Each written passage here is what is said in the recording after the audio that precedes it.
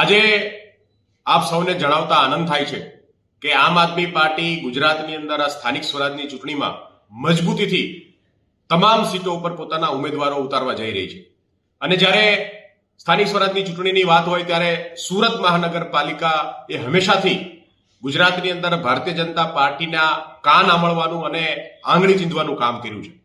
આજે અમે સુરત મહાનગરપાલિકા માટે અલગ અલગ વોર્ડની અંદર અલગ અલગ સીટો ઉપર 75 જેટલા ઉમેદવારોની પહેલી યાદી જાહેર કરવા જઈ રહ્યા છે.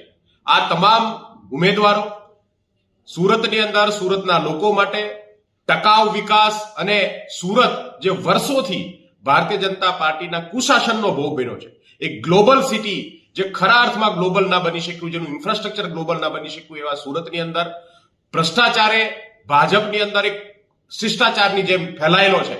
ત્યારે આમ આદમી પાર્ટી સુરતની જનતા માટે એક સારા વિકલ્પ બનીને ઉભરી છે. મને વિશ્વાસ છે કે આ વખતે આ ચૂંટણીની અંદર આ તમામ ઉમેદવારો ભવ્ય રીતે વિજય થશે અને સુરતની જનતા આ વખતે ગુજરાતમાં પહેલી એવી મહાનગરપાલિકા હશે, સુરત મહાનગરપાલિકા, કે જ્યાં આમ આદમી પાર્ટીની મેયર બનશે. આમ આદમી પાર્ટી જે છે એ સુરતને નવા વિકાસ તરફ લઈ જશે અને એ વિશ્વાસ સાથે આજે સુરત મહાનગરપાલિકાનું પહેલી યાદી જે છે એ જાહેર કરવામાં આવી છે. તમામ ઉમેદવારો કે જેમને પાર્ટીએ પસંદગી ઉતારી છે, સૌને અભિનંદન.